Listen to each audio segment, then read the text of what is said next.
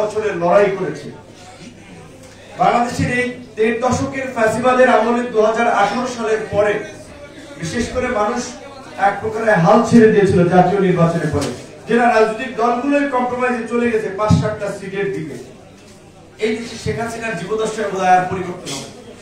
সেখানে আমরা যখন ক্রমাগত এই ফ্যাসিবাদের বিরুদ্ধে একটা পরিবর্তনের লড়াই মানুষকে আহ্বান জানিয়েছি এবং আমরা রাজপথে নেমেছি, সেই লড়াই করতে গিয়ে আমরা অনেক ধরনের প্রতিবন্ধকতা সত্ত্বেও আমরা সেটা অব্যাহত রেখেছি। এটা মানুষকে এনকারেজ করেছে, এটা মানুষকে উৎসাহিত করেছে, মানুষের মনে আশার সঞ্চার করেছে। যেমনটি আমাদের বিশেষ করে একেবারে বলতে গেলে যে আন্দোলন সংগ্রামে এই শ্রেণীর মানুষের উপস্থিতি কম, সে ধরনের এলিট কিছু লোকজন বলেছে, ভাই আপনি যে রিমান্ডের মধ্যে থেকেও বলেছিলেন যে ৯০% শেষ, ১০% ধাক্কা দিতে হবে। এই কথা শুনে আমার ছেলে মেয়ে অস্ট্রেলিয়ায় পড়ে, ওরা ইউকেতে পড়ে, ওরা আন্দোলন সংগ্রামের লোক না, কিন্তু তারা বলেছে বাবা পতন হয়ে গেছে, আর একটু বাকি আছে, আমরা এই সময় রাস্তায় নামবো। তো তারা রাস্তায় নেমেছে। তো এই ধরনের অনেক মানুষ শুধুমাত্র এই জুলাই না, এই ২০১৮ সালে কোন সংস্কার আন্দোলনের পর, আমাদের উত্থানের পর আমরা তো কখনো কম্প্রোমাইজ করে নেই। আমরা একটা ধারাবাহিক ভাবেই গণতান্ত্রিক লড়াই সংগ্রাম এবং মানুষের অধিকার আদায়ের জন্য রাজপথে আমাদের প্রচেষ্টা চালিয়ে গেছি। বিভিন্ন ভাবে মানুষ এটাতে উৎসাহিত হয়ে রাস্তায় নেমেছে। তারা অনেকে গ্রেপ্তার হয়েছে, অনেকে হামলার শিকার হয়েছে, অনেকে লাঞ্ছিত হয়েছে, অনেকে আর্থিকভাবে ক্ষতিগ্রস্ত হয়েছে। তারা অনেকেই নিজের প্রচেষ্টায় বিভিন্ন ভাবে কাটিয়ে উঠছেন এবং এই জুলাই গণ অভ্যুত্থানে যারা আহত হয়েছে, স্বাভাবিকভাবেই আমরা আন্দোলনটা শুরু করেছিলাম বিদায়, এই বিদ্রোহের এই বিপ্লবের বীজটা বপন করেছি বিদায় এই গণ অভ্যুত্থানটা হয়েছে। পৃথিবীতে সময় এবং স্রোত কারোর জন্য অপেক্ষা করে না, কারো বিকল্প কেউ না, এটা সত্য। কিন্তু এটাও একটা বাস্তবতা, কিছু মানুষের দ্বারা, কিছু সংগঠনের দ্বারা, কিছু ব্যক্তির দ্বারা সমাজের একটা বৃহৎ পরিবর্তন হয়। আমরা সেই পরিবর্তনের চেষ্টাটা করেছিলাম বিধায় হয়তো পরিবর্তনটা ২৪-এ হয়েছে।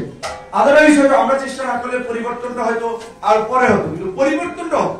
টুডে আর টুমরো পরিবর্তনটা হতো। পরিবর্তন এটা বিশ্বের নেচার, পরিবর্তনটা হতো, যে আমরা সেটা এগিয়ে এনেছি। তো এই যে আমাদের কন্ট্রিবিউশন, এই যে আমাদের স্যাক্রিফাইস, এতে যে কমিটেড ভাবে ডেডিকেশন নিয়ে যে একটা টিম কাজ করেছে সারা বাংলাদেশের ছাত্র, যুব, শ্রমিক গণ অধিকার পরিষদের, সেই সমস্ত সহযোদ্ধাদের পাশে দাঁড়ানোটা আমাদের প্রথম দায়িত্ব আমরা মনে করি। এই লোকগুলোই কিন্তু এই আলোটা ছড়িয়ে দেওয়ার জন্য, যদি বিদ্যুতের লাইন দেওয়ার মতো তার বিভিন্ন জায়গায় টেনে দিয়েছে, তারপরে এক জায়গা থেকে সুইচ করেছে, আলো সব জায়গায় ছড়িয়ে পড়েছে। তো সেই ক্ষেত্রে আমাদের দলের যে সমস্ত ভাই বোনেরা শহীদ হয়েছে, তাদের বিষয়ে আমাদের একটা বিশেষ অবশ্যই খোঁজ খবর রাখাটা প্রয়োজন। গোটা শহীদদেরই খোঁজ খবর আমাদের রাখা দরকার। তারপরে আপনার পাশের লোকজনের বিষয়ে, আপনার প্রতিবেশী, যে ইসলামের দৃষ্টিতে প্রতিবেশীর হক আগে আদায় করতে বলছি, সেই জায়গা থেকে আমরা আমাদের সামর্থ্য অনুযায়ী এই বিষয়টা মাথায় রাখি। পাশাপাশি এখন এই গণ অভ্যুত্থান পরবর্তী পরিস্থিতিতে শেখ হাসিনার পতনের পূর্বে রাজনীতি ছিল বাংলাদেশে এক ধরনের, এখন রাজনীতি আরেক ধরনের। এই রাজনীতিটা আমাদের আরো বেশ কিছুদিন করতে হবে, আমাদের যদি সম্ভাবনাটাকে আমরা সফলে পরিণত করতে চাই। বাংলাদেশে এখন নেতৃত্বের একটা ব্যাপক সংকট আছে, রাজনীতির প্রতি আস্থার একটা সংকট আছে। গণ অধিকার পরিষদ গত ৭-৮ বছরের যে ডেডিকেশন, যে কমিটমেন্ট দেখিয়েছে, তাতে গণ অধিকার পরিষদকে নিয়ে মানুষের অনেক আশা আকাঙ্ক্ষা আছে। যদি আপনারা সেটা বাস্তবায়নে কিছু পদক্ষেপ নিতে পারেন, সেক্ষেত্রে আমি মনে করি যে এই মুহূর্তে আমাদের অন্যতম কাজ একটা হতে পারে জাতীয় ঐক্য, যেটা রিজু ভাই বলেছে। সেই জাতীয় ঐক্য প্রতিষ্ঠা করার জন্য আমাদের জায়গা থেকে ভূমিকা রাখা, জাতীয় সংকট, রাজনৈতিক সংকটে আমাদের প্রস্তাবনা, আমাদের আন্দোলন সংগ্রাম সেটাকে অব্যাহত রাখা, এবং একইভাবে আমাদের নেতা কর্মীদেরকে, সংগঠনকে সুশৃঙ্খল করা, আমাদের দুর্বল নেতা কর্মীদেরকে যারা আর্থিকভাবে, বুদ্ধিভিত্তিকভাবে, রাজনৈতিকভাবে পিছিয়ে আছে, তাদেরকে এগিয়ে নেওয়ার জন্য আমাদের বিভিন্ন প্ল্যান পরিকল্পনা গ্রহণ করা।